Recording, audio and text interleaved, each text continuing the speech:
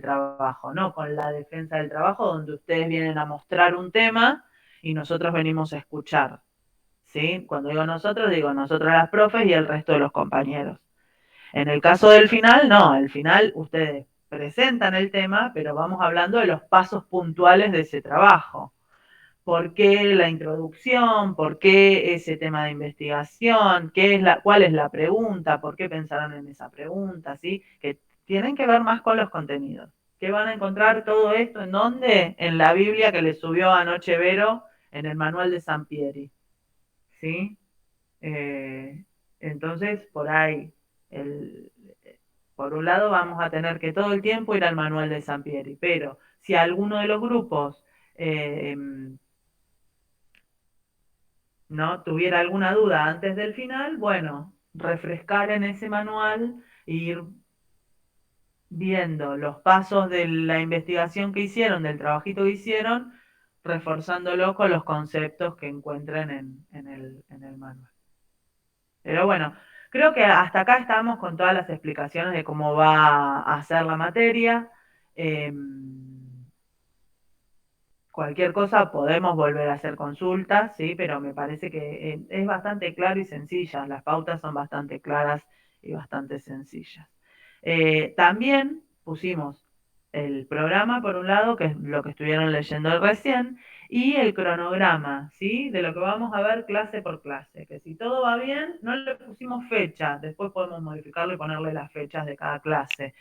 Pero si todo va bien, deberíamos tener esas 12, 13 clases lo, lo más regladas posibles, porque me parece que no cae ningún feriado, ¿no? Los días miércoles. No sé si ustedes estuvieron chusmeando el almanaque y no me fijé como que cae el 21 de septiembre.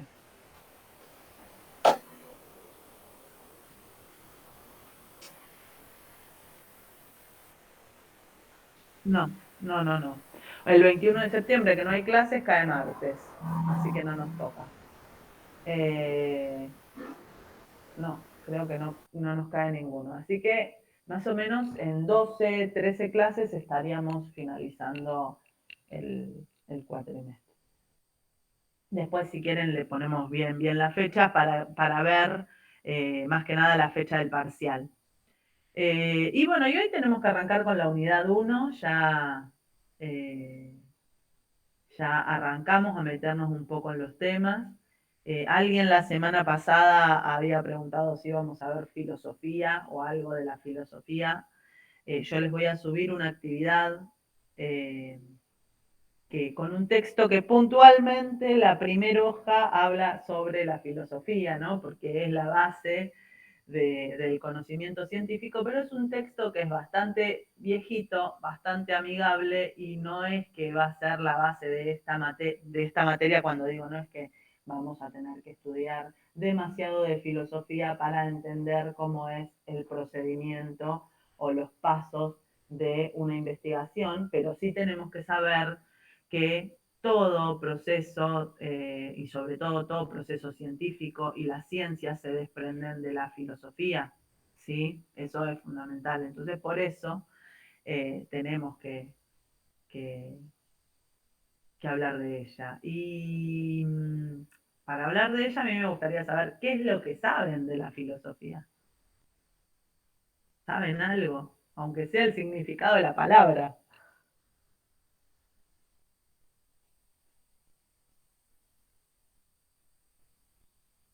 Nada. Bueno, filo. Es una ciencia que cuestiona cosas de la vida, digamos, que pasan en general y trata de, digamos, buscar la sabiduría por medio de eso, ¿no? Sí. Algo así. A ver, está bien, ¿sí? Si desprendemos es filosofía, es amor por el saber, ¿no? Si vamos a la etimología de las palabras, y es un poco como decía Camila, es ir buscando ese saber, ¿sí?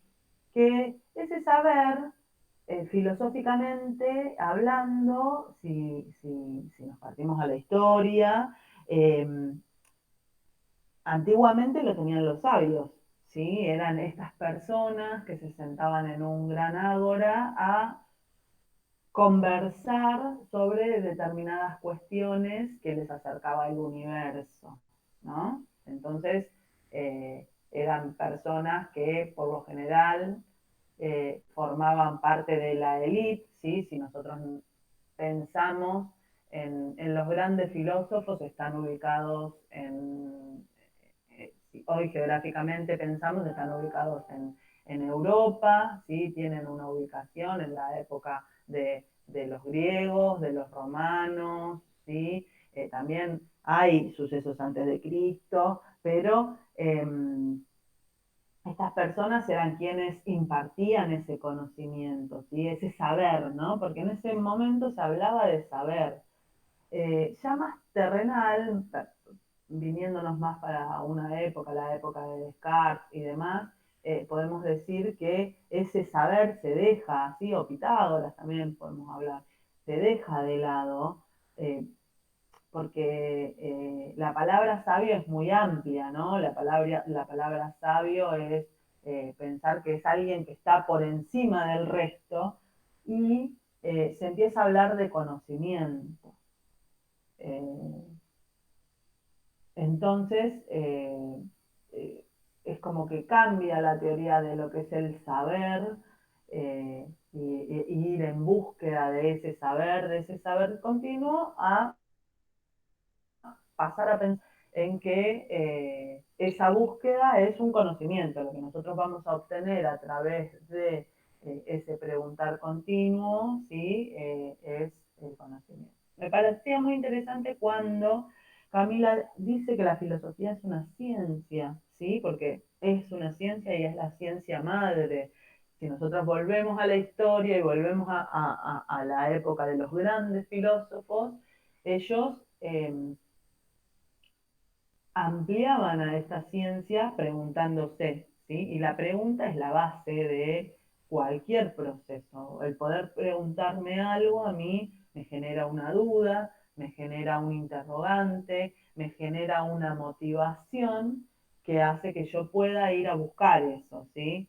Al principio van a decir, esta está loca, pero no. Cuando uno está inmerso en ese camino, y es lo cotidiano, lo que hacemos todos los días, yo me voy preguntando cosas que voy tratando de resolverlas. Uno las puede pensar desde lo científico, pero también desde lo terrenal, desde lo que nos pasa en lo cotidiano, en la vida. Volviendo a lo que decía Camila y volviendo un poco a la ciencia y a estos grandes filósofos y a la manera en que ellos eh, buscaban este saber, era más que nada eh, viendo lo que tenían, lo palpable, lo tangible, ¿sí? En un primer momento se basaban en la naturaleza, en el cielo, ¿sí? En las aguas, en todo lo que tenían al alrededor, en el fuego, ¿sí? Después fueron surgiendo las polis, las grandes urbes, y empezaron a ocurrir otros sucesos que se fueron sumando, ¿sí? Pero en un primer momento lo que hacían era observar, observar lo que el universo les brindaba, ¿sí? Digo, al aparecer las polis, ya más en una Grecia, podemos decir, después de creo que es de la etapa oscura, ¿no? Donde no hay demasiado, ahí empiezan a aparecer otros sucesos, otras problemáticas que también se empiezan a plantear, cuestiones más, no digo sociales, como vemos hoy a la investigación social, pero sí cuestiones ligadas con las personas y esto que se observaba de un todo, de un universo. Eh, por eso digo, es importante valernos de la filosofía como primera ciencia, como gran valor de la, de la vida en sí. Siempre decimos, bueno, es difícil, es pesada, pero yo los invito, las invito a quien realmente se vea interesado que se pueda acercar a, a empezar a leer un poco sobre filosofía, ¿sí? Yo no los quiero asustar, tampoco es la base de esta, digo, es la base de la investigación, pero no es la intención de esta materia abordar ampliamente la filosofía. Eh, Eso por un lado. Por otro lado, esta ciencia nos va acercando diferentes conocimientos, ¿sí? ¿Y qué es el conocimiento? Hablábamos hace un rato de saber, que era lo que el sabio sabía e impartía porque le daba poder tener ese saber. El conocimiento, ¿qué entienden ustedes por conocimiento?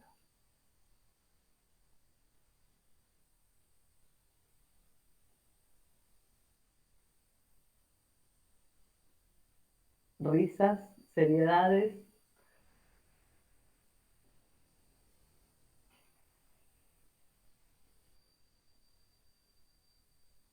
Sería el acto de conocer. Y sí, el acto de conocer. ¿Cómo conozco?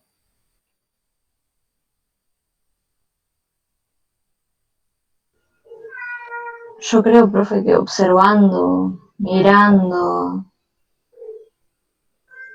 Esa es una manera de conocer. Investigando. Investigando,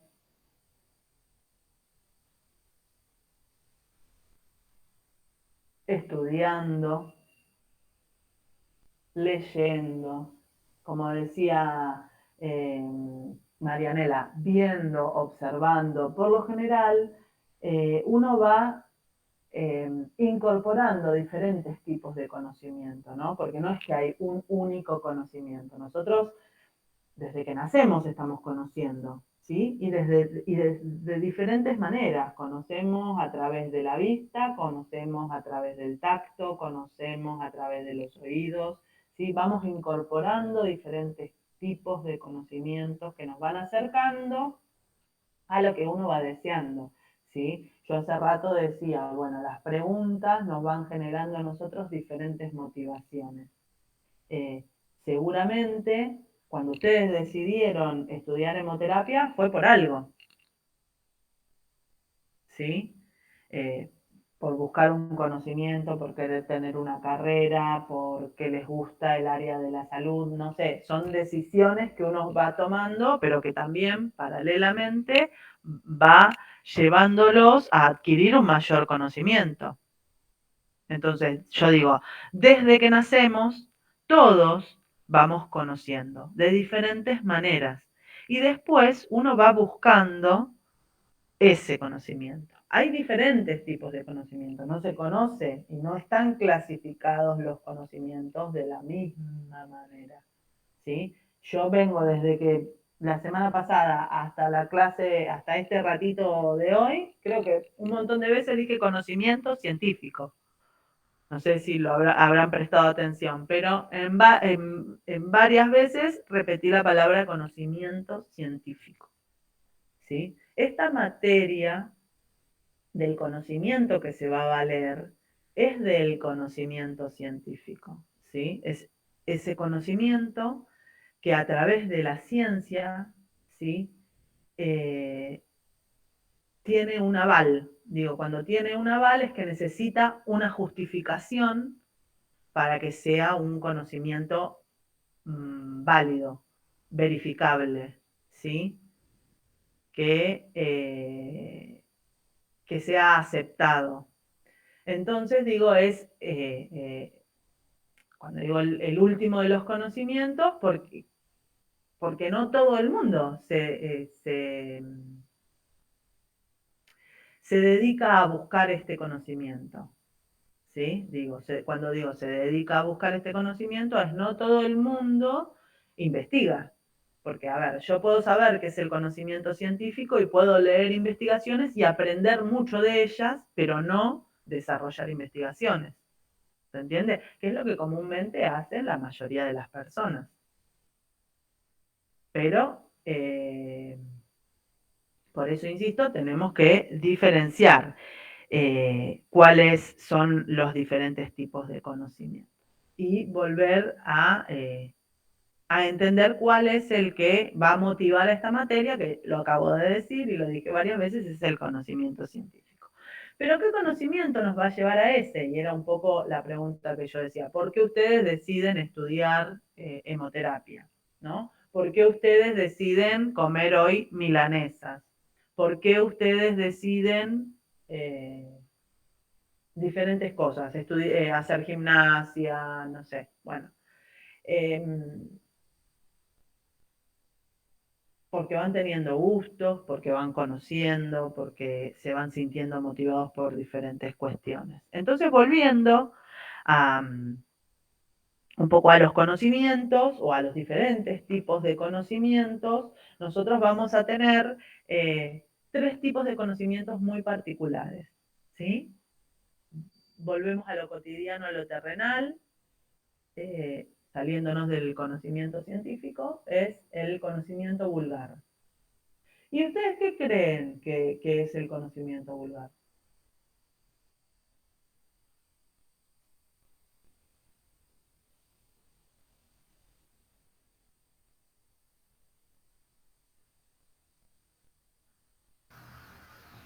¿Puede ser las creencias que hay en la sociedad y en la cultura? Sí, puede tener. Puede ser lo que nos lo que aprendemos de, no sé, por ejemplo, de nuestros papás. Tal cual. Por eso tiene que ver con lo que decía Yailes, ¿no? ¿El nombre? Sí, no, tengo las letras antiguas. Yael. Yael, ahí está. Y con lo que decía Janina, ¿sí? Con lo cultural, con lo que nos enseñan nuestros papás, con lo que nosotros vemos, con lo que nosotros aprendemos solos, ¿sí? Es lo cotidiano, ¿sí? La manera que tenemos de aprender de lo cotidiano, no sé. Yo estoy sentada en una mesa con una silla y yo reconozco la silla, reconozco la mesa, pero quizás no sé qué es lo que tengo que tener para hacer una mesa, para hacer una silla, o ni siquiera sé cortar con un serrucho y ni siquiera sé qué es un serrucho. Pero sí yo reconozco el elemento mesa y el elemento silla, que a mí me permite sentarme, por ejemplo. ¿Se entiende? Es lo que la vida nos ofrece y las cosas que nosotros vamos aprendiendo en cierta manera intuitivamente. ¿Sí? Intuitivamente o porque nos lo acercan, como bien decía Janina, mi mamá, mi papá, cuando soy chiquito, cuando soy grande también, cosas que puedo ir también aprendiendo de la vida, de la escuela, ¿sí? Que nos llevan a que nosotros todo el tiempo estemos en una acción continua, ¿sí? Después, por otro lado, tenemos lo que es el conocimiento filosófico, ¿sí? Que de él luego se va a desprender también esto que decíamos antes del conocimiento científico. Esto es un poco para que tengamos un pantallazo general de, por un lado, la importancia de la filosofía con el correr del tiempo, ¿sí? La importancia de la filosofía con el correr del tiempo, como de la filosofía, de esta ciencia tan noble y que a veces nosotros no encontramos una respuesta certera, porque al ser la madre de las ciencias, es la ciencia que todo el tiempo está cuestionando, ¿sí? Y la filosofía tiene diferentes aristas. No sé si escucharon alguna vez el término ustedes están filosofando, cuando no se llega muchas veces a un consenso.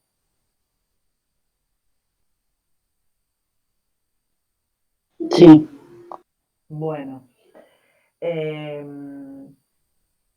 sí, ahí ponen sí, profe, bueno, no sé, no vengo siguiendo mucho el chat de lo que están poniendo, pero... Porque como que, qué sé yo, para mí la filosofía como me da muchas vueltas para, o escribir todo el libro para decir una cosa, digamos. Bueno, es ese replantearse, pero que siempre como que cuando uno piensa en la filosofía es algo que queda abierto, algo que siempre deja una puerta, ¿sí? Y no necesariamente la filosofía tiene que valer, si bien el conocimiento científico se desprende de la filosofía no se vale del conocimiento científico. Fíjense qué ambiguo, ¿no? Es como si fuera una ciencia superior al resto de las ciencias que siempre deja abierto el juego a seguir replanteándonos diferentes cuestiones y de ello se van desprendiendo diferentes ciencias fácticas, ¿sí? Podemos pensar en la medicina, en la matemática, en las leyes, ¿sí? Hay infinidades de ciencias que después las vamos a clasificar, en clases más adelante vamos a hablar puntualmente de qué es una ciencia, cómo se desprende y cómo es atravesada o indagada cada ciencia y cómo muchas veces eh, ambas ciencias, diferentes ciencias tienen que trabajar juntas, ¿sí? Nosotros pensamos en la biología y la biología tiene que trabajar muchas veces en conjunto con la matemática, con la física, con la química, ¿sí? Para poder desarrollarse, a esto me refiero. Eh, cuando pensamos a las ciencias, cómo se vale una de otra y se ve muy claro en el proceso de una investigación, cómo una ciencia va necesitando de otra para poder llevar adelante y buscar un nuevo conocimiento. Por eso, volviendo a la filosofía, como madre de todas las ciencias, les decía, de ella se desprenden todas las ciencias, se desprende el conocimiento científico, pero la filosofía no es metódica, no sigue pasos como la metodología de la investigación para buscar un conocimiento. Lo observa, lo cuestiona, lo transforma, ¿sí? Pero si no encuentra la respuesta, la sigue analizando desde un lugar más abstracto, ¿sí? Eso es lo interesante también de la filosofía. Y la filosofía da muchas veces esta ambigüedad de que no todo está bien ni tampoco todo está mal, ¿no? Por eso yo les preguntaba, ¿alguna vez le dijeron, ay, ustedes están filosofando? Porque uno se pone de un lado de una teoría y otro se pone de otro lado de otra teoría y no se llega a un acuerdo, se intenta ver el cruce, se intenta buscar puntos en común, pero a veces uno no se pone de acuerdo. Bueno. Eso es un poco también el filosofar, el hablar, el intercambiar. Pero bueno, no quiero aburrirlos demasiado con el tema de la filosofía puntual, pero sí me interesa saber que queden los conceptos sobre todo claros para comprender cómo conocemos, ¿sí? Porque es necesario saber cómo conocemos para poder después avanzar e ir a buscar un nuevo conocimiento en función a la metodología de la investigación. Así que lo que vamos a hacer ahora es, yo les voy a subir en el campus, ¿sí? Yo vi que digo campus, pues se me mezclan las plataformas, en el tablero. Lo que les voy a subir es ahora un pequeño texto y una guía de preguntitas. Lo que vamos a hacer es, vi que la semana pasada subimos algunas preguntas de las cuales nadie contestó nada. No sé si por pánico, por miedo o porque creyeron que no las tenían que contestar o por nada. Bueno, no eran obligatorias contestarlas. Pero si quieren, pueden poner algo, ¿sí? Nuestra intención es que exista este ida y vuelta, ¿sí? Y que también exista en ese espacio de aula virtual que tenemos, del Classroom. Entonces, como queda un rato largo y sé que a veces administrar los tiempos de ustedes es complejo y después van a seguir con Verónica, lo que yo voy a hacer ahora es subirles la actividad al tablero para que la puedan hacer y en este rato que tienen de En realidad tengo una propuesta para hacerles. Les quiero subir un video de de un documental que a mí me voló la cabeza, que es del canal Encuentro, se llama Mejor hablar de ciertas cosas. Es una serie, en realidad tiene varios capítulos, sí, lo conoce. Creo que está Gastón Pauls. eh, Ustedes son muy jóvenes para saber quién es, pero él era un actor muy famoso en la época, en la década de los 90, eh, y bueno, estaría bueno que lo vean. Lo encontré, yo pensé que lo tenía descargado, lo encontré en YouTube, y quería comentarles que les voy a dejar el link para que accedan a verlo. Está muy bueno, está muy bueno el documental. Así que se los voy a dejar como para que lo miren, dura 1 hora. Está bien, es medio largo, pero está muy bueno desde que empieza hasta que termina. Trata sobre, específicamente, hay varios temas en esa serie, cada capítulo habla de un tema en particular.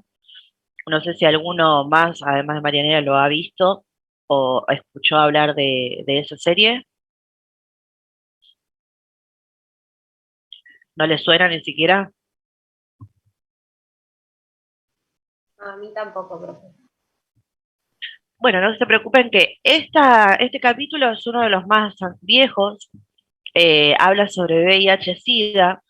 Me quedé pensando en lo que hablábamos el miércoles pasado y por eso, de hecho, justo al día siguiente una profe me pidió el video porque yo siempre lo pasaba en salud y adolescencia.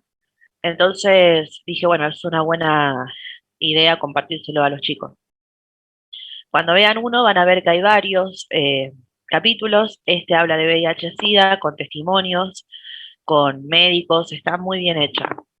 Y después hay otros de Paco, eh, ¿cómo es? De género, de discriminación, de bullying, pero elegí este en particular como para que podamos continuar un poquito más la charla de la que hablábamos el miércoles pasado. Eh, Mientras tanto, seguramente vieron que subí la bibliografía y le mandé un mensaje. Esa bibliografía es la que vamos a usar, ¿no?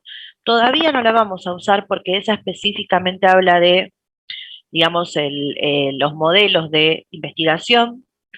La vamos a usar a partir del miércoles que viene, pero nada, ya se la subí para que quede ahí en el Classroom y que si quieren la pueden descargar y mirar en la compu, como es el caso que yo la voy mirando en la computadora, o si no, la pueden imprimir. Yo no les recomiendo que la impriman. Si alguien la imprimió, buenísimo, pero no les recomiendo que la impriman. Que la tengan, la bibliografía así en la compu o en el celu es suficiente. Yo les voy a decir qué capítulos vamos a ir viendo cada clase. Como no vemos el libro completo, por eso digo que no les recomiendo que lo impriman o que lo compren. En otras materias yo sí pido que lo tengan en papel si lo quieren para leerlo más fácil, porque leemos muchos capítulos, pero este no es el caso. Eh, Así que bueno, otra cosa, les voy a subir hoy. Pasa que quería subir la bibliografía primero para que me quedara en orden, porque yo tengo un problemita con el orden. Para que me quedara el contrato primero, la bibliografía y todo eso que ya subió la profesora Diana. Voy a subir el PowerPoint de la clase pasada con la grabación que hicimos y el PowerPoint de esta clase con las grabaciones que hagamos hoy. ¿Sí? Así ustedes tienen todo ordenadito. Bueno, arranquemos. Ahora grabo.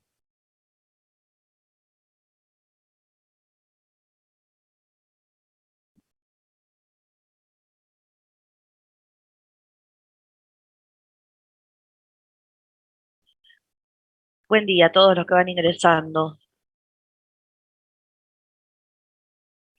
Ay, qué ciega. ¿A dónde lo tenía? Esperen que lo tengo acá. Nosotros habíamos empezado a hablar y ahí fue que se generó todo el debate y todo. Estábamos empezando a hablar sobre lo de aquello que se llama posición epistemológica. ¿Alguien recuerda qué significaba la posición epistemológica? Voy a grabar. ¿Para qué servía tomar una posición epistemológica? ¿O qué era Recording in epistemología? progress. ¿Alguien lo tiene anotado ahí?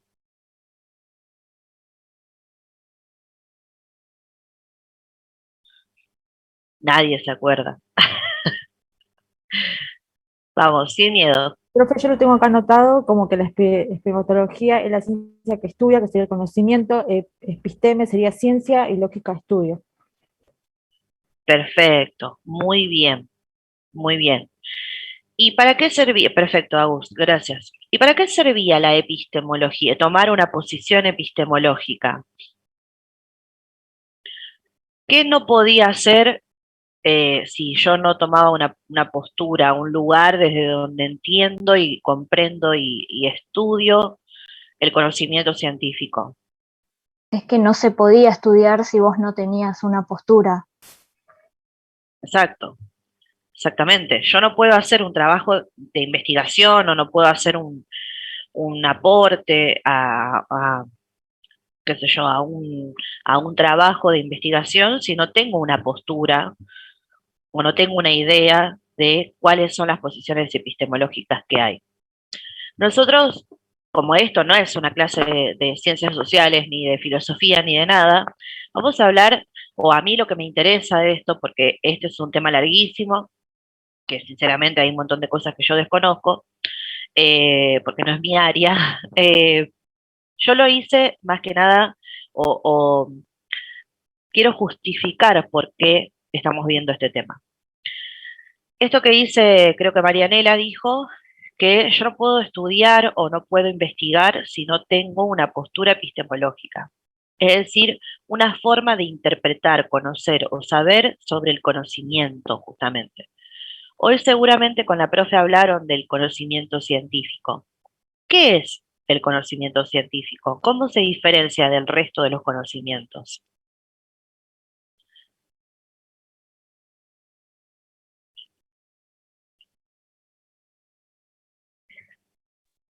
Porque ¿Estuvieron? busca comprobar este saber.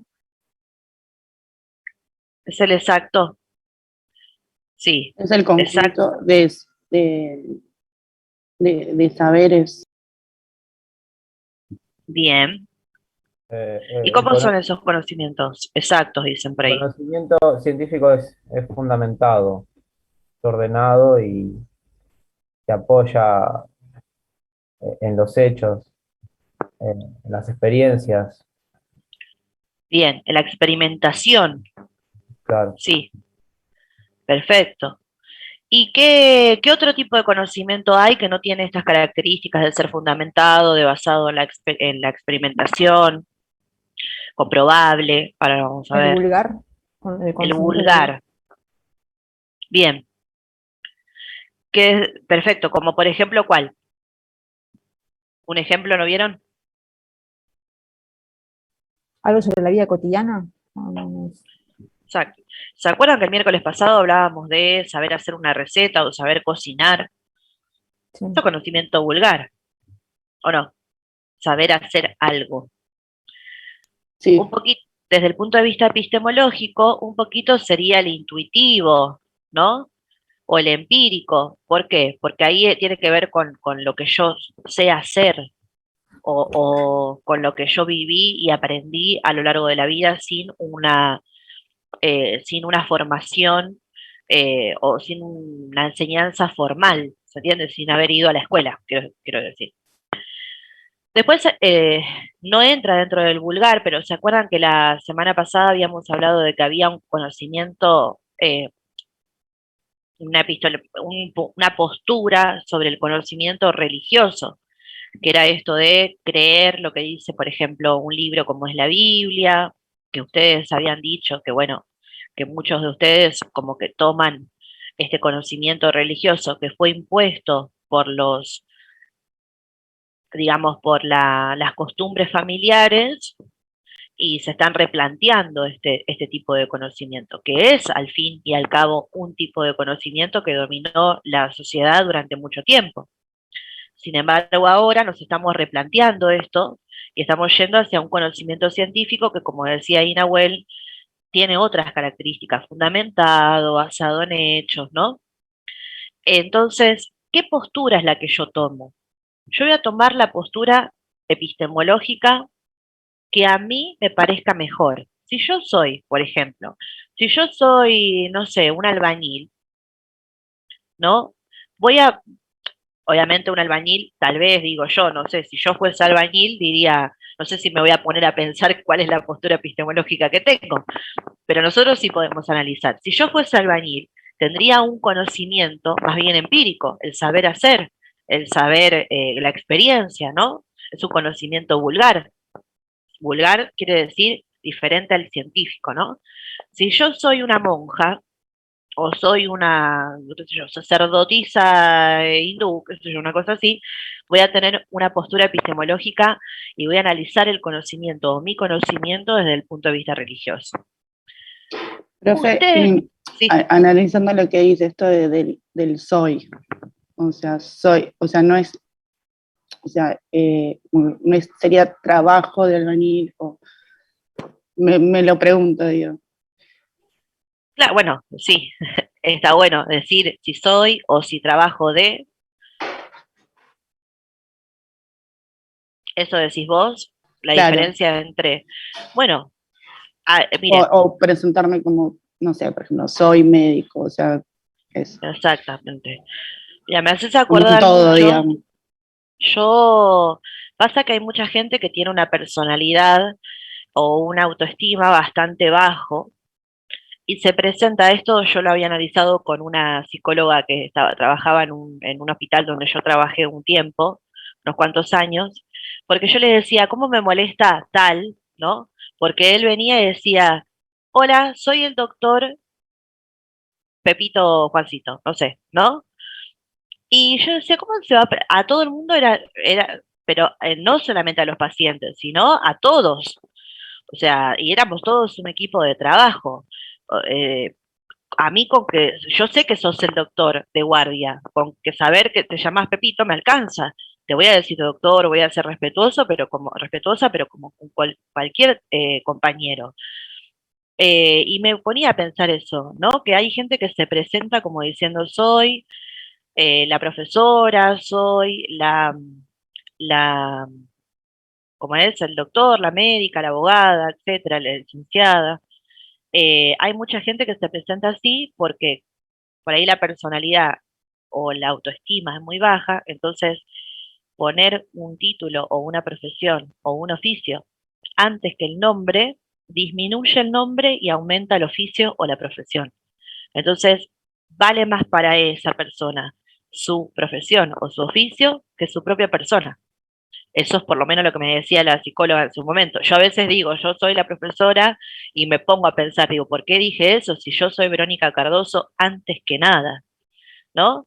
Eh, eso tiene que ver más con una cuestión psicológica que más que con algo epistemológico. Por lo menos eso en su Está momento bien. le cuento una experiencia Quería personal, ¿no? tratar de asociarlo y si tenía que ver, no para irme de tema, sino por eso lo preguntaba. Sí, a ver, una persona es la persona y trabaja de algo. Eh, ahí más que nada hay una cuestión psicológica, porque tal vez si alguien no trabajo de, por ahí significará el deseo de hacer otra cosa y no de hacerlo de lo que está trabajando. Pero está interesante tu pregunta. No creo que, qué sé yo, alguien con un oficio se ponga a pensar cuál es una postura epistemológica, pero nosotros desde este punto, desde este conocimiento que tenemos ahora, podemos saber qué tipo de conocimiento tiene cada profesión o cada oficio.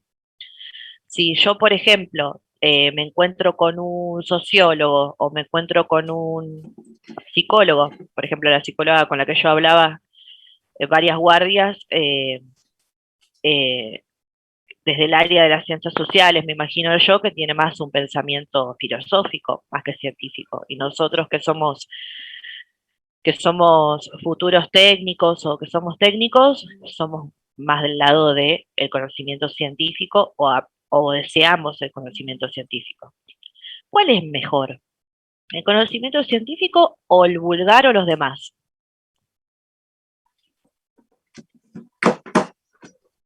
Hay algo, o sea, no sé si no se puede definir como algo mejor. Para cada uno será su Exacto. No puta, podemos definir mejor o peor.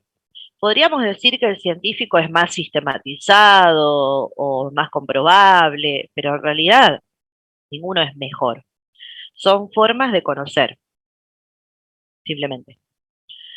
Teníamos esta imagen que a mí me gusta mucho porque da para muchas interpretaciones, que esto ya lo vimos.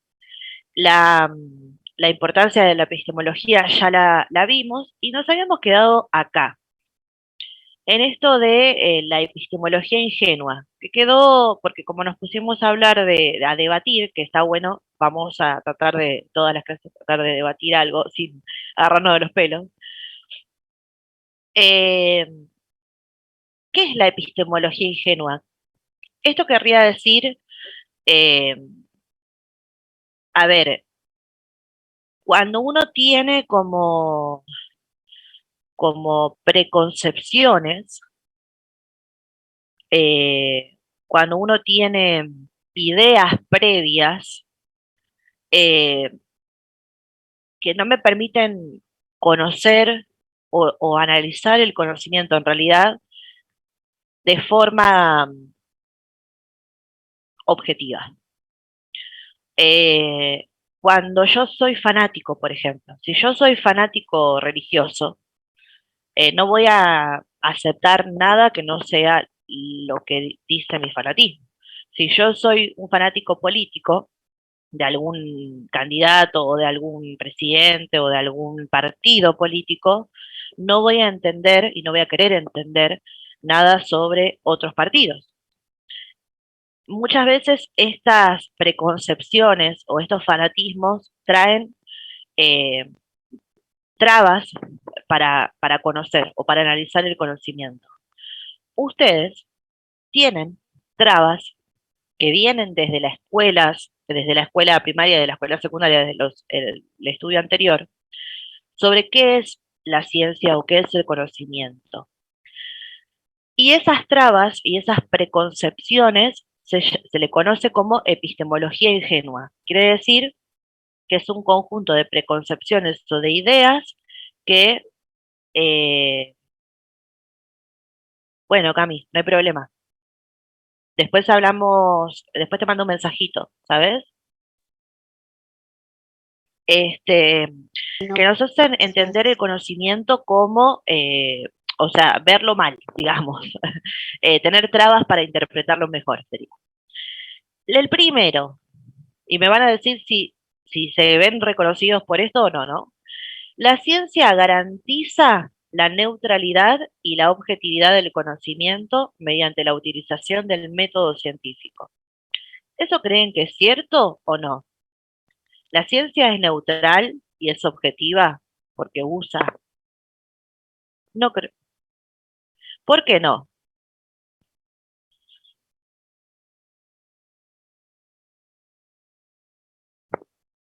Bien, bien, O perfecto. sea, Eso, va a ir sí, puntualmente a algo en específico, digamos. como que Como tiene si un la compañera objetivo, no es neutral. Claro. como que tiene una postura, ¿no? No puede estar en el medio. Bien. ¿Y qué es objetivo? ¿Cuál es la diferencia entre objetivo y subjetivo?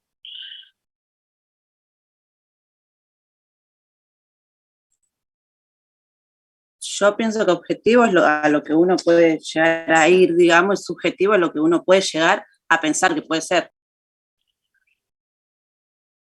Eh,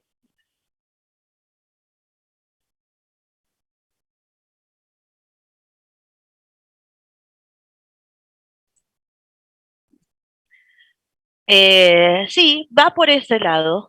¿Se acuerdan cuando vimos este dibujito? Que somos fanáticos, yo soy fanática de este dibujito, todos vamos a ser fanáticos. Lo objetivo es la característica más pura del objeto de conocimiento. Es describir al objeto de conocimiento como es. Eso es ser objetivo. Este objeto es así. Subjetivo, o una mirada subjetiva, es lo que yo interpreto de ese objeto. Tiene que ver con el sujeto, por eso se llama subjetivo.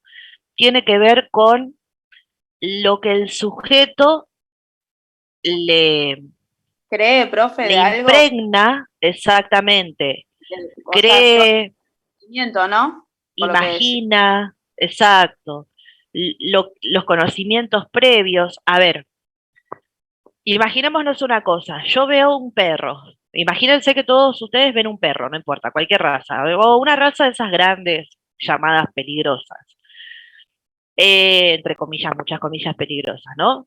Ven un perro y muchos van a ver, o la gran mayoría de ustedes van a ver una mascota, van a ver un animal de compañía, van a representar en su imaginación al perro que ustedes más quisieron o más quieren, a sus propios perros.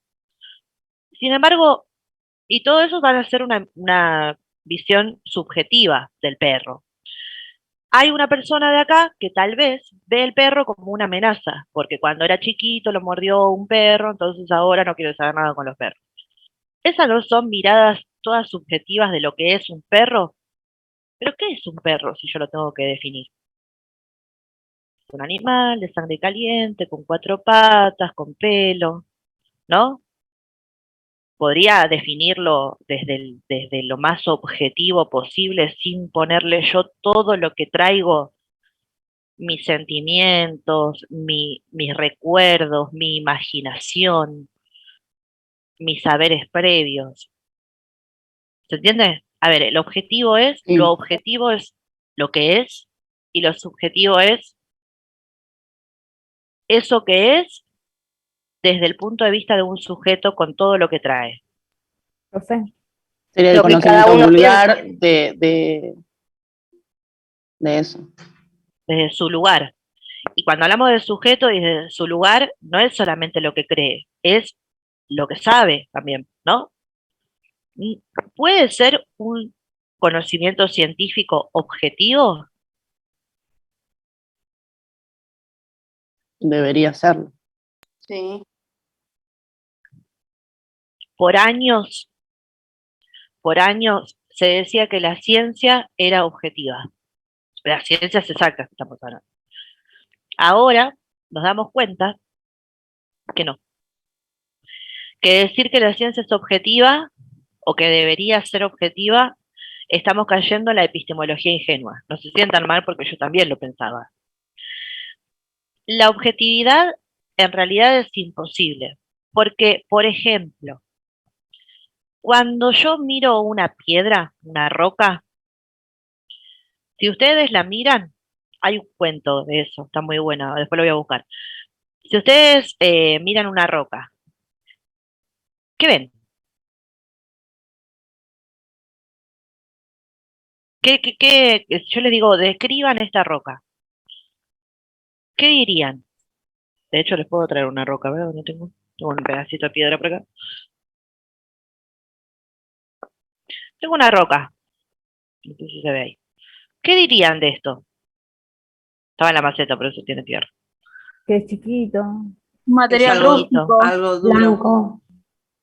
Bien. Describirían sus características de, digamos, organolépticas, sería el tamaño, el color, el brillo, la dureza, todo lo que dijeron, ¿sí? ¿Qué vería un químico? La composición, Muy bien. ¿Qué vería un físico?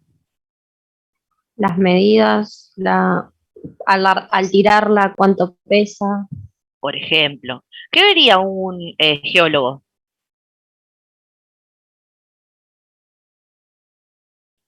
Perfecto. Excelente. La geología, la física, la química, ¿no son ciencias exactas Sí, que pretenden ser objetivas? Sin embargo, depende de qué ciencia es. Siempre va a haber una cuota de subjetividad. Porque yo soy físico y digo, no, no, no, no, no, no. Mi ciencia, la física, es objetiva. El químico va a decir lo mismo, el geólogo va a decir lo mismo. Y la gente común, que no sabe nada de geología, ni de física, ni de química, como nosotros, vamos a decir, es grande, es chica, brilla, es blanca, ¿se entiende? Es decir, no hay ciencia objetiva, porque siempre al objeto le pongo mis conocimientos previos. Si yo soy físico, voy a ver la trayectoria, voy a ver las fuerzas de las moléculas que chocan entre sí, voy a ver otras cosas que el químico vería diferente. Entonces no hay objetividad. Siempre hay Profe, subjetividad en la ciencia. pero ¿no sería un conjunto de ciencias que estudia, en este caso, por ejemplo, una piedra, y no armarían una ciencia general, por así decirlo? Es que no hay una ciencia madre. Cada ciencia analiza un objeto desde puntos de vista diferentes. No hay, a ver, incluso la filosofía, que es la madre de todas las ciencias modernas, tampoco lo interpretaría de la misma manera que un químico. Sería ideal tener una ciencia que explique todo, pero no existe. Sí, vos podés decir, a ver si entiendo lo que me querés decir. Están las ciencias, digamos, exactas, como la física, la matemática, por ejemplo. Están las ciencias biológicas, como la biología, la medicina, etcétera. Las ciencias sociales, como la geografía, la historia, por ejemplo. Es un conjunto de ciencias, correcto, pero te apuesto que cada ciencia tiene su influencia sobre la descripción de un objeto. No sé si respondo la pregunta. Sí, entendí. Entonces, si yo pienso que la ciencia es neutral, incorrecto. Ustedes ya dieron la respuesta. Si pienso que es objetiva, también es incorrecto. Las ciencias tratan de describir el objeto lo más real posible, pero siempre hay subjetividad. Otro punto. Habría solo un método científico, habitualmente pensado como un algoritmo para lograr conocimiento. Yo tengo un power que vamos a ver hoy cortito sobre método científico. ¿Hablaron con la profe de método científico?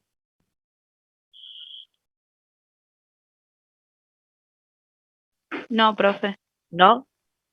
¿Saben lo que es el método científico? ¿O escucharon nombrar? ¿Son esos pasos de observar, analizar, conclusión y eso? ¿O estoy yendo Muy para cualquier lado? bien, Rodo, muy bien. Tenés el apellido el apellido no, el nombre de alguien que quiero tanto que cada vez que te escucho me viene a la mente la voz de, de alguien que quiero, un amigo. Escuchen, les voy a mostrar esto. Tal como dice Rodolfo, el método científico se considera como una serie de pasos. De hecho, método viene de camino, vía, científicos porque está asociado a la ciencia. El método científico, tomen con pinzas esto, se refiere a la serie de etapas que hay que recorrer para obtener un conocimiento válido desde el punto de vista científico, utilizando para esto instrumentos que resulten fiables. Esta definición sí hay que anotarla, después lo escribimos. Pero lo que podemos discutir es esto de la serie de etapas. Se los voy a ir mostrando, mira. Imaginando que esto es un proceso lineal, la primera etapa del método científico es la observación. A partir de la observación de la naturaleza o de los objetos, puedo formularme preguntas o delimitar una situación problemática. Primero observo, me analizo lo que observo y formulo preguntas sobre eso que me llama la atención. El siguiente paso es preparar hipótesis. o pensar hipótesis. Una hipótesis es una respuesta probable, una suposición, una respuesta a mi pregunta en el paso anterior. Yo acá me hago una pregunta. En la hipótesis me respondo, pero es una suposición. ¿Yo ya sé la respuesta? No. No. Todavía no. Pero yo ya me hago una idea de lo que puede ser. Esa es la hipótesis. La hipótesis es una respuesta probable a la pregunta que me hice, pero es una suposición que tengo O de que lo que poner creo que es. lo que creo que es, lo que creo que, la respuesta que creo que es. ¿Sí? Esa respuesta yo la tengo que poner a prueba, tiene que ser comprobable. ¿Les quieren que les dé un ejemplo? Acá yo esto me lo copié de otro lado y va a tener ejemplos de ingeniería. Pero vamos a ver nosotros un ejemplo. Déjenme pensar un segundo.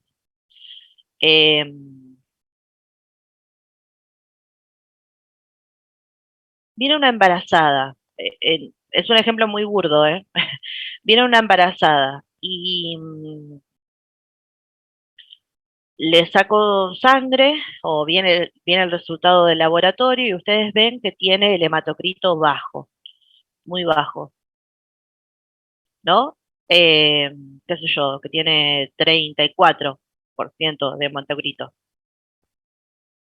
Saben de hematocrito, ¿no? ¿Saben lo que es? Sí, como dijo, yo no lo escuché bien. Sí, profe. Viene una mujer embarazada a su sector y tiene el hematocrito bajo, 34%. Eso quiere decir que está anémica la mujer, ¿verdad? Y bien que les cuenta a esta mujer que el médico le dio un tratamiento con hierro, ¿sí? Y bueno, y además y les cuenta esto porque viene para hacerse la prueba de Coombs y todas esas cosas que hacen ustedes maravillosas. Eh, ¿Qué piensan que puede pasar o qué preguntas se harían teniendo en cuenta este ejemplo que les estoy dando? Lo estoy inventando en marcha, perdón, si tiene errores. Que tenemos una mujer con un hematocrito bajo y el tratamiento indicado con hierro.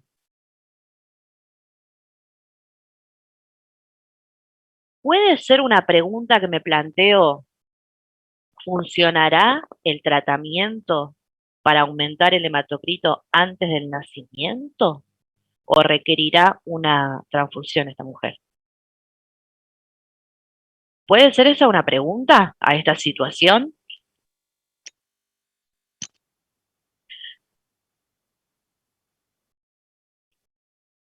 Bien.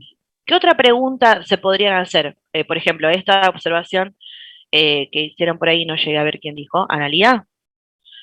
El por qué tiene el hematocrito. ¿Por qué tiene el hematocrito bajo? ¿Le bajará más el hematocrito? Transformamos esa afirmación que dijo, no sé, no llegué a ver quién, le va a bajar más, ¿no? Dice ella, afirma, le va a bajar más en el parto. Bueno, entonces podríamos hacer una pregunta. ¿Le bajará aún más en el parto el hematocrito? ¿No pueden ser todas esas preguntas que yo me hago a partir de lo que observo? Sí. Sí, bueno, entonces vamos a la siguiente etapa, que es la hipótesis. En la hipótesis, yo me doy respuestas probables a estas preguntas. A la primera pregunta, que se me ocurrió a mí, que yo les dije, ¿alcanzará a completar el tratamiento o hará efecto el tratamiento antes de que llegue al tercer trimestre? Me pregunto yo. Y yo me doy la respuesta y digo, sí, le va a hacer bien. Afirmo. ¿Lo sé? Todavía no. A la otra pregunta, que dice, ¿le bajará más el hematocrito cuando llega al parto? Respondete. No sé quién hizo esa pregunta o quién había hecho ese comentario, que se responda. ¿Qué responderías a esa pregunta?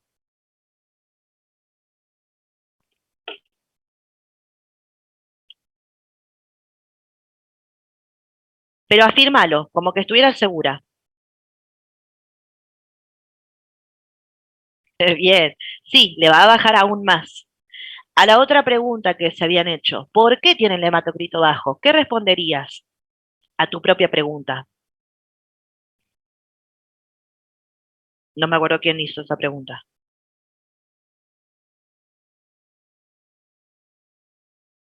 ¿Quién hizo la Puede pregunta ser de por por qué? una anemia Es- crónica, profe.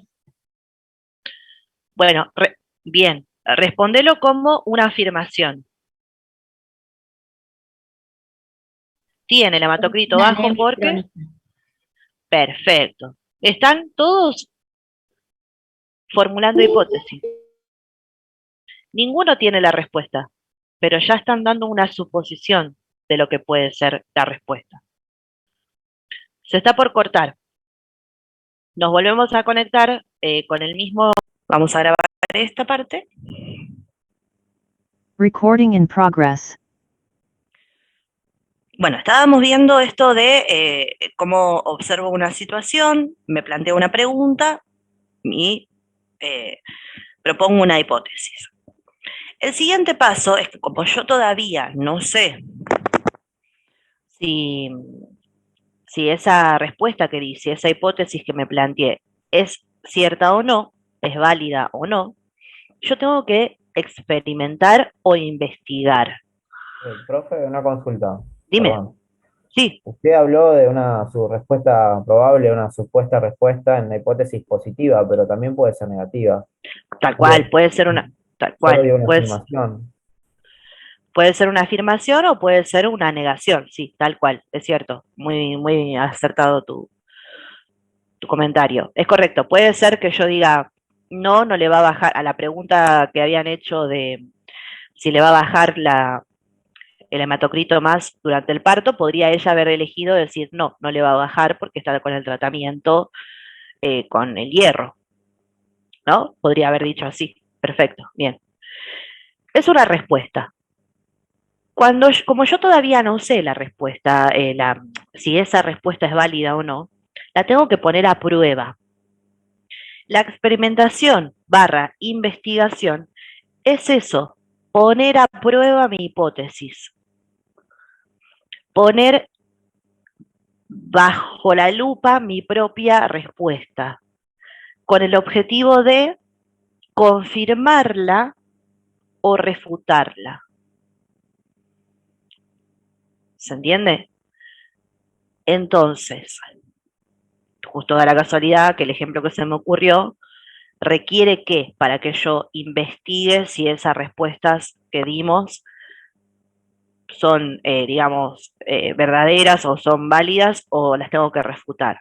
¿De qué depende saber si en el momento del parto le va a bajar más el hematocrito o si el tratamiento va a ser efectivo o o saber si es una anemia ferropénica, dijeron, ¿no? O hemolítica.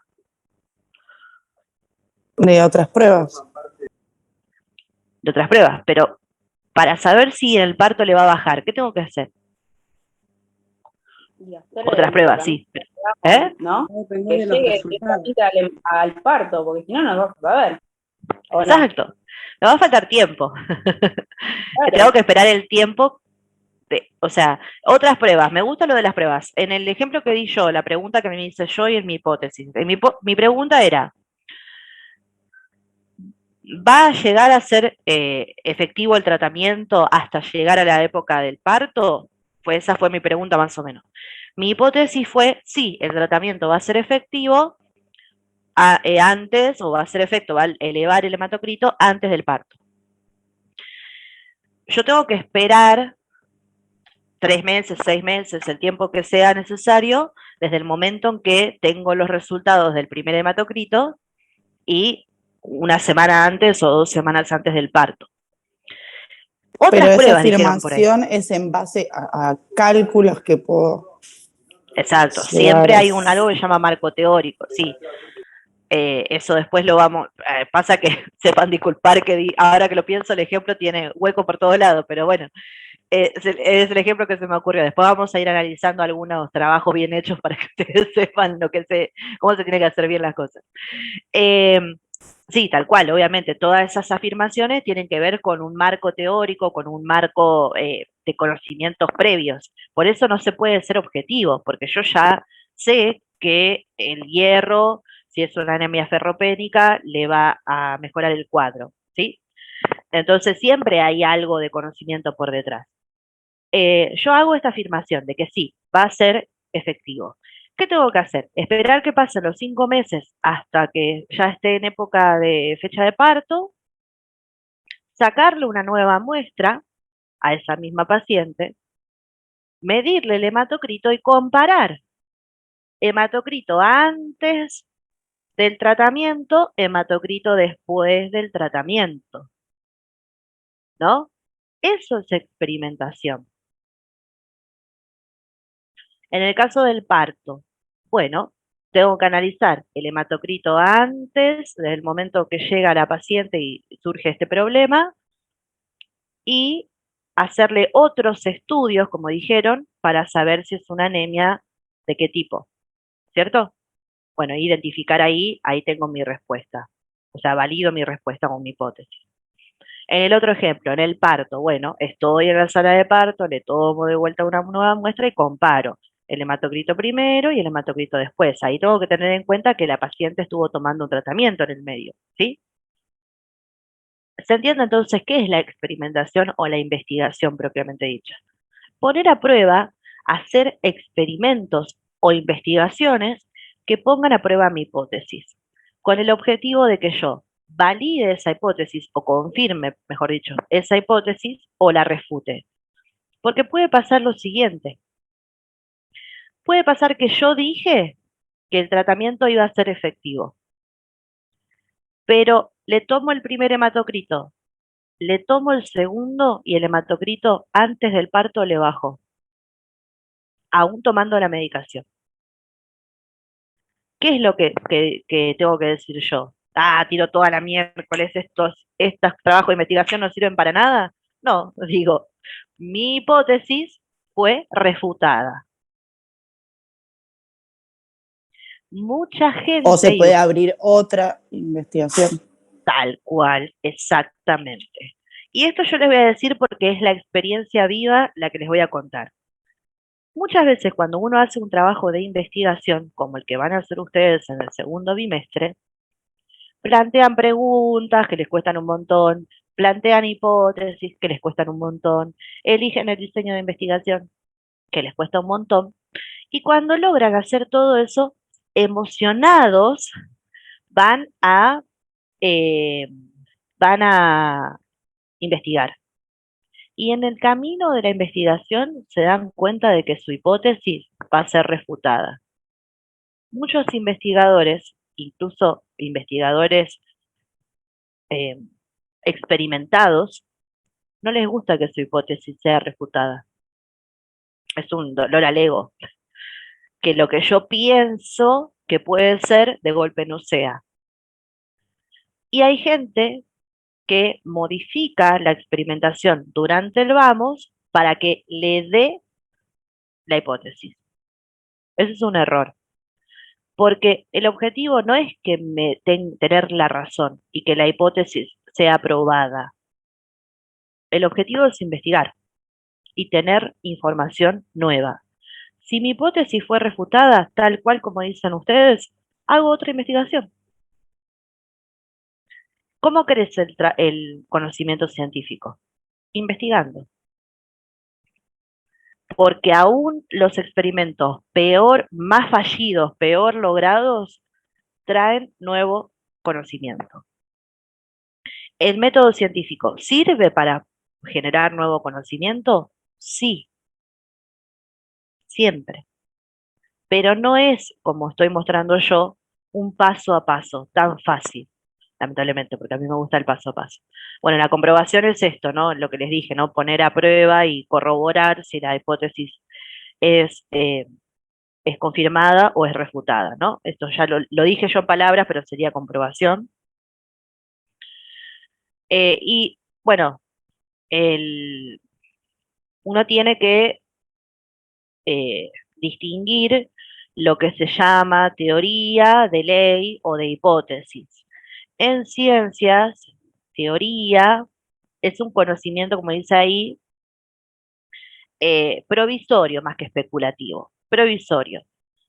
Una teoría es un conocimiento que tiene sobradas investigaciones que comprueban un hecho, pero todavía puede ser puesta a prueba continuamente. Una teoría es un conjunto de conocimientos o un conocimiento que tiene muchas investigaciones que lo confirman, pero que todavía puede seguir siendo analizado o investigado. Un ejemplo de una teoría, ¿alguno conoce alguna teoría famosa? La de la luz. Bien. ¿Qué más? ¿Cuál más? La del éter, profe, puede ser. No la conozco. Éter. La del, Claro, ¿qué sería? La la de materia las oscura, galaxias. una cosa así. ¿Eh? La de la galaxia, ¿no es esa? Que se van separando Sí, sería a medida de como expansión del universo. la teoría de la expansión del universo, puede ser, sí, otra. Alguna más biológica, tipo la teoría de la evolución, la teoría de Darwin, ¿te suena? La La de teoría de la Lamarck. relatividad, La de la relatividad. bien.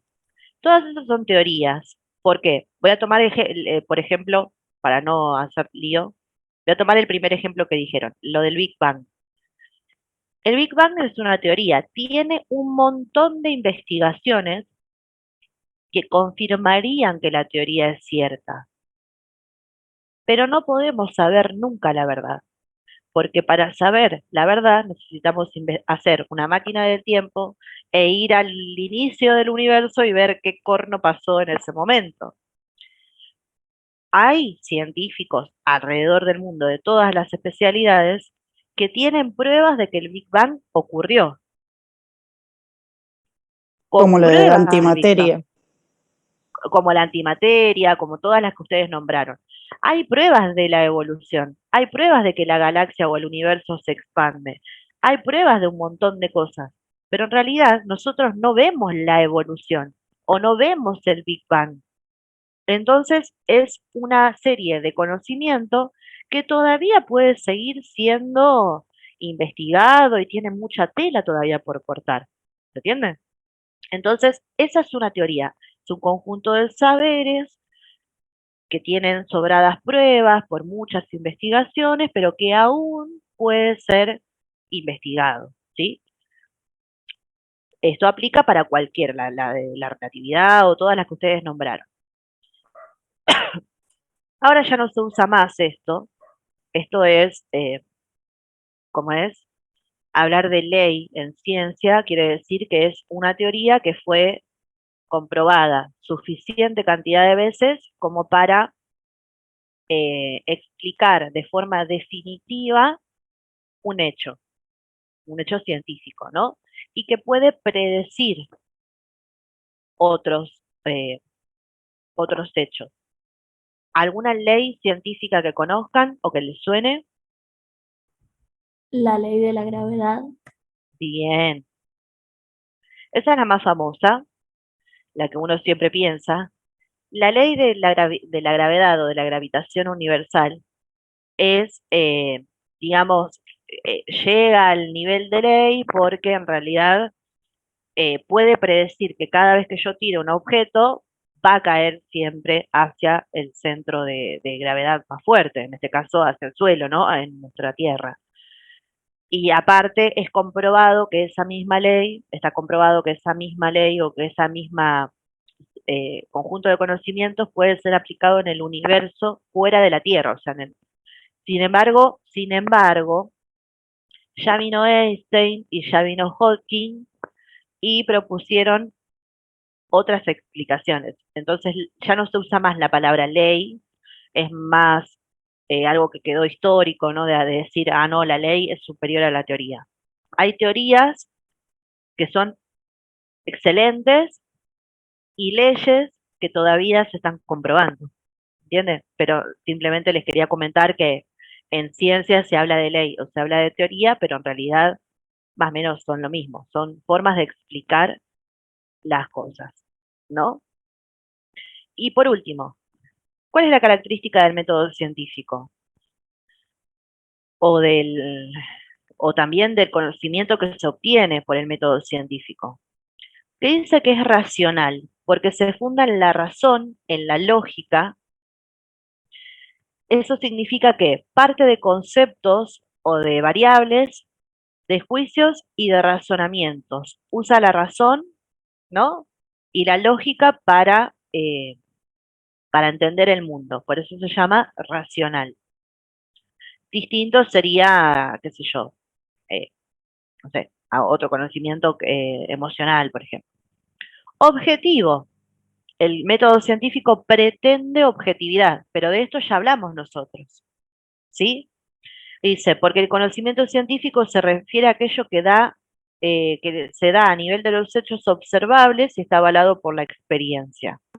Ya hablamos de objetivo. Ningún conocimiento puede ser 100% objetivo, porque siempre hay una cuota de subjetividad en el saber científico, porque conocimiento básicamente es una acción humana y el humano siempre es un sujeto. Sistemático. ¿Por qué? Porque dice acá, porque es la construcción de un conocimiento científico previo, es decir, supuestamente el conocimiento es, este saber fue el primero, después sabemos más porque es superior al saber previo. Sabemos más, es como que va aumentando el conocimiento. Comprobable.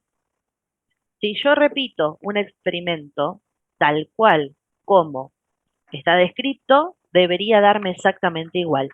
Eso quiere decir comprobable. Comunicable, obviamente, porque todo saber científico siempre es avalado por la comunidad científica. Si yo pretendo ser un científico o una científica, tengo que ser aprobado, mi investigación tiene que ser aprobada por una comunidad científica formada por científicos de todas las especialidades y ser publicada en una de las revistas de ciencias importantes como Nature o Science o alguna de esas. Aplicable porque, a ver, y acá volvemos a esto. Hay una idea de que el conocimiento siempre, científico estoy hablando, ¿no? Siempre tiene el afán de solucionar cosas, ¿no? En este ejemplo que dimos de la embarazada, sería saber si el tratamiento es efectivo, saber o prever si ese paciente va a requerir una transfusión sanguínea o conocer la causa de la anemia para poder darle un tratamiento efectivo para su tipo de anemia. Aplicable quiere decir que supuestamente el conocimiento científico siempre tiende a querer dar una solución a una situación que genera un problema. ¿Se entiende? Todo hasta acá es re lindo. ¿O no? Ah, hermoso. Digan que están en una fiesta, chicos. Pero estamos hablando de epistemología ingenua, ¿se acuerdan? Y dice acá, habría solo un método científico habitualmente pensado como un algoritmo, es decir, como un paso a paso para lograr conocimiento. ¿Así se aprende todo? El conocimiento científico siempre se consigue respetando el paso a paso como si fuese una receta de cocina y al final de que respeté paso a paso voy a tener un conocimiento científico válido.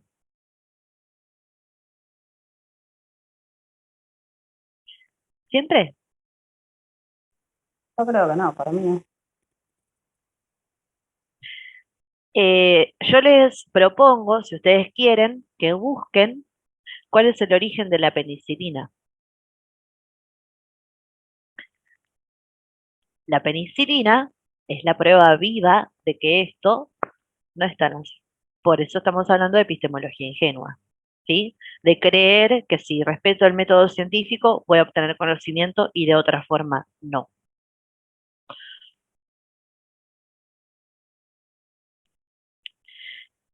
En la epistemología ingenua decimos y afirmamos que el lenguaje que utiliza la ciencia, el lenguaje científico, es preciso, exacto, transparente y describe la realidad tal cual es.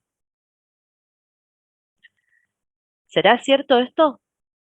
¿Siempre el lenguaje científico es inmaculado?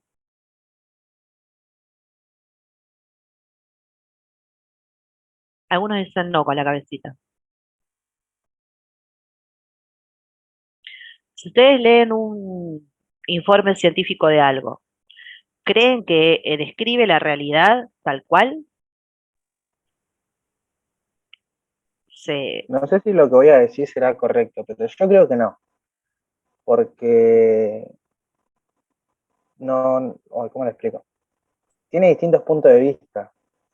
O sea, en el caso del lenguaje que va a utilizarse y explicar las cosas, va a ser desde el punto de vista del investigador. No sé si lo dije. Exacto, exactamente, exactamente. Yo les voy a proponer también, si quieren investigar, que investiguen cuál es el origen del mito del movimiento antivacunas. Les adelanto un poquito nomás. Era un científico, un médico, que hizo un experimento sobre la relación entre el autismo y las vacunas. Hizo un trabajo de investigación de la sanflauta, con un equipo de trabajo, con plata, con todo. Un científico de ley. No pudo comprobar que había relación entre el autismo y las vacunas. ¿Pero qué hizo este hombre? Modificó los datos y publicó su investigación en una de las revistas más importantes científicas a nivel del mundo, que es Science.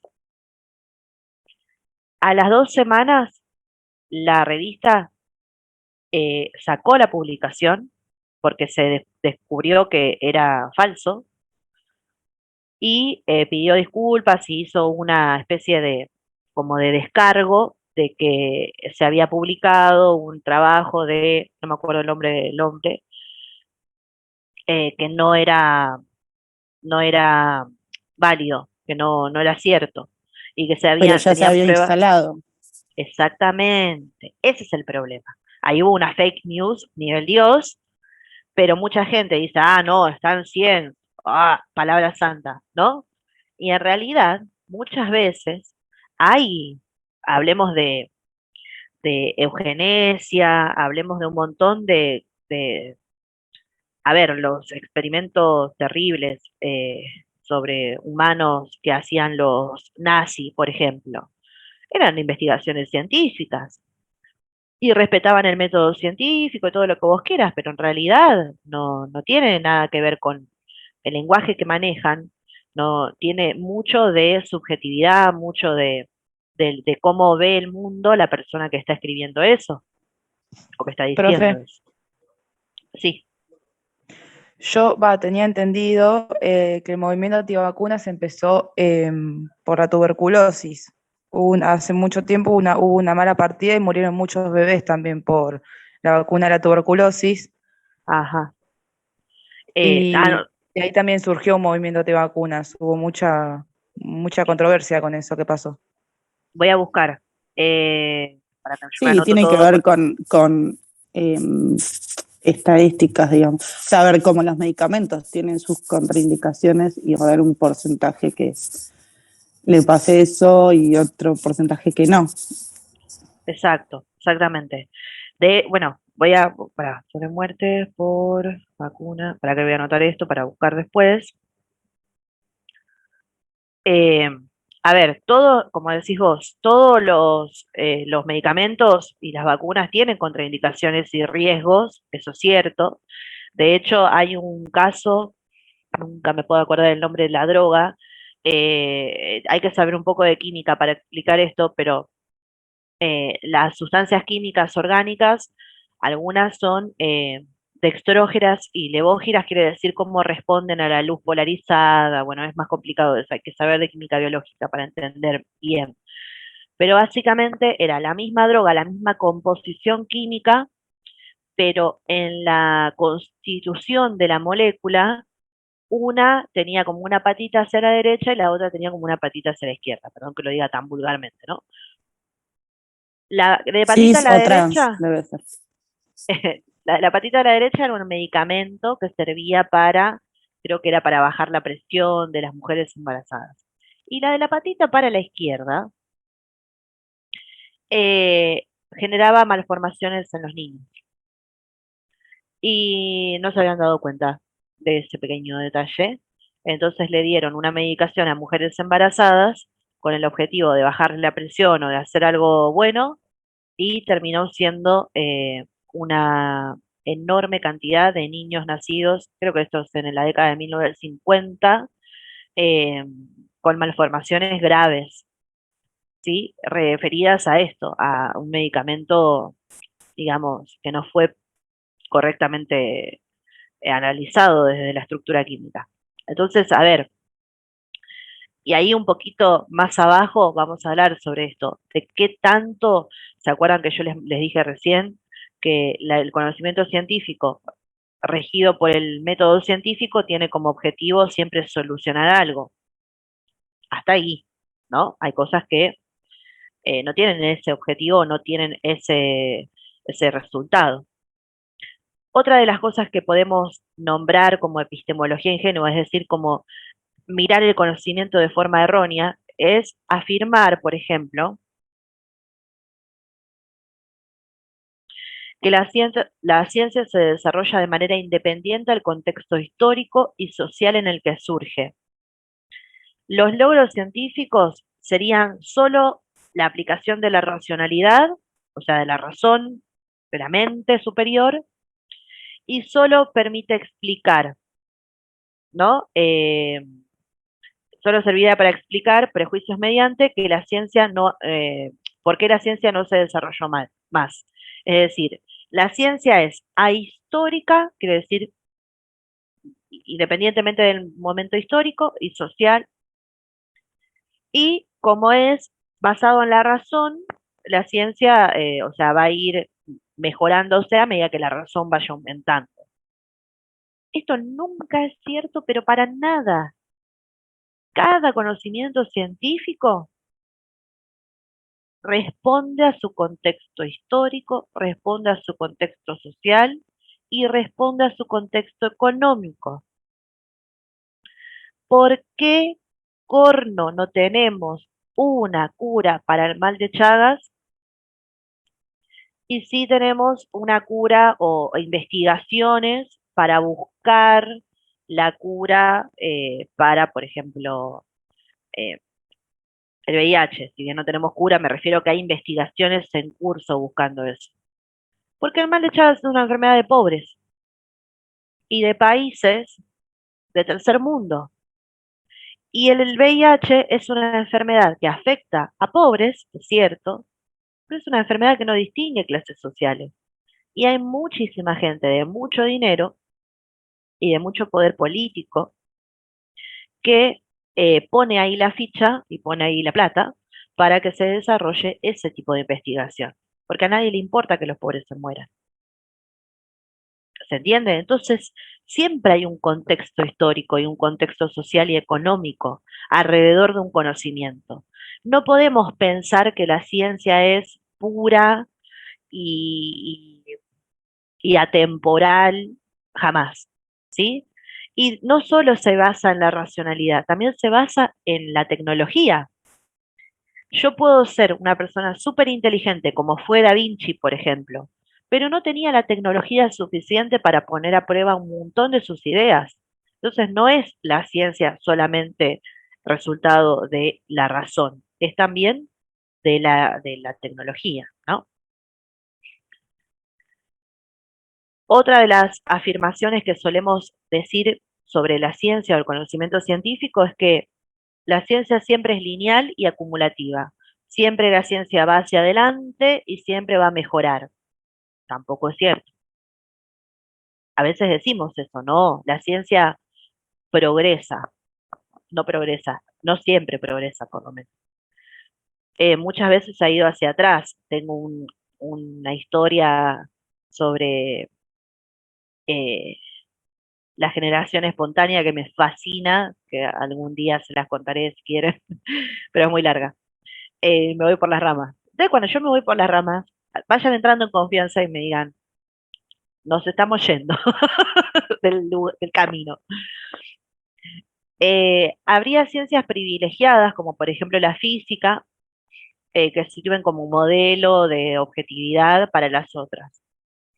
En la actualidad surgen ciencias todo el tiempo.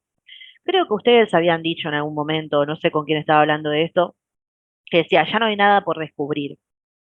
Error. Hay tanto por descubrir, tanto que no sabemos, eh, y no hay una ciencia por encima de otras.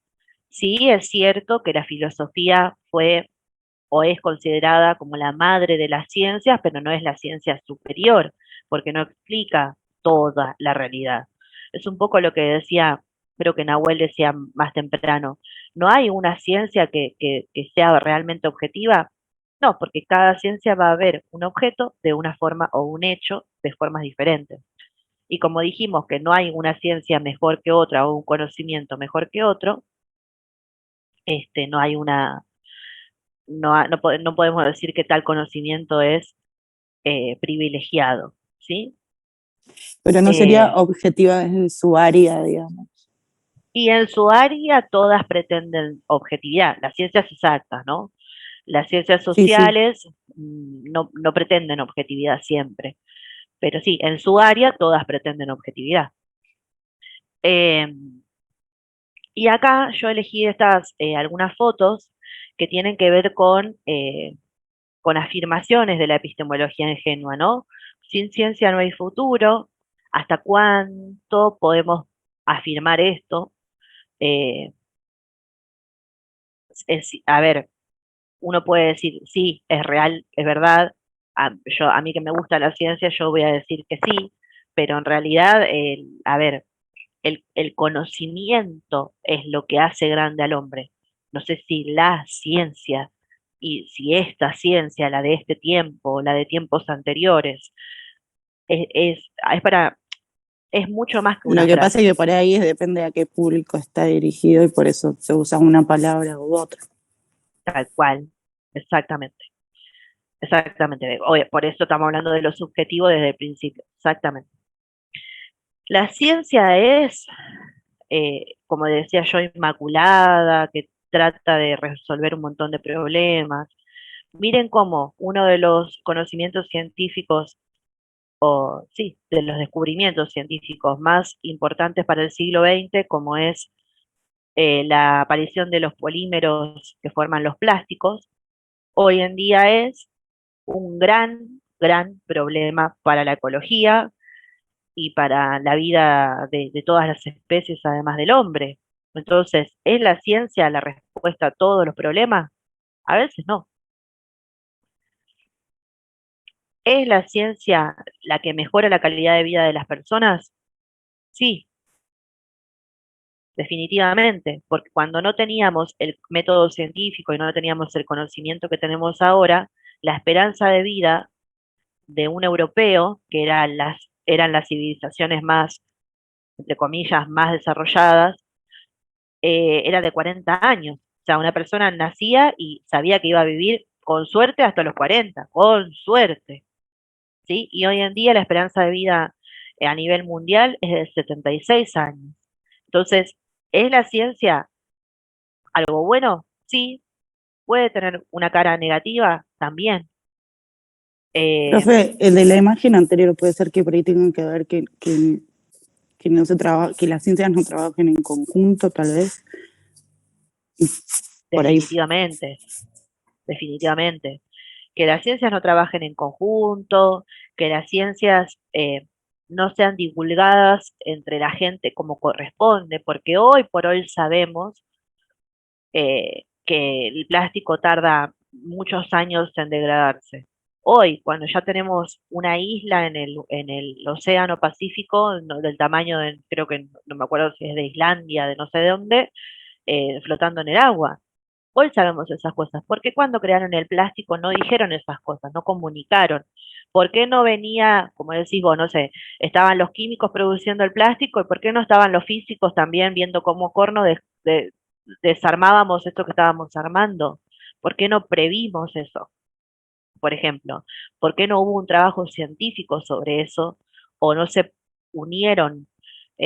Ahora la ecología, que podría ser considerada una de las ciencias modernas, está tratando de hacer eso y es más interdisciplinaria. Pero bueno, sigue el problema todavía. Lo mismo la bomba atómica, hay que leer y hay que ponerse en la piel de Einstein cuando él ve que su descubrimiento sobre el átomo, sobre la reacción del átomo, produce la bomba atómica. ¿Cómo puede ser que algo que vos inventaste sea hecho para la destrucción? De hecho, Nobel, no me acuerdo el nombre, de los premios Nobel, el origen fue que él descubre un tipo de arma, no, descubre la pólvora, creo que sé yo, y termina siendo usado para hacer armas que destruyeron, que mataron muchas vidas en la Primera Guerra Mundial. ¿Y qué es lo que hace Nobel? Para, de alguna manera, expiar su culpa de que mucha gente se murió por culpa de su descubrimiento, crea esta fundación del premio Nobel para justamente eh, beneficiar a los científicos que hagan nuevos conocimientos y que eso sea, digamos, valorado por todo el mundo. Las ciencias de la comunicación, lo más nuevo que hay, bueno, las vacunas, que es lo que hablamos un poquito hace un rato, ¿sí? Así que, básicamente, ¿qué es la epistemología ingenua? Son todas esas afirmaciones que creemos sobre el conocimiento que no son ciertas o del todo ciertas, que todavía podemos analizar y descubrir y volver a investigar. ¿Hay un método científico? Sí. ¿Es así lineal, paso a paso? No. ¿Se descubren cosas fuera del método científico? Sí. Sin embargo, el conocimiento científico tiene que ser validado por la comunidad científica. Se está por cortar, pero vamos a reunirnos 2 minutos. Les voy a dejar todo el material, les comento de qué vamos a hablar la semana que viene y ya así terminamos un ratito antes. ¿Les parece?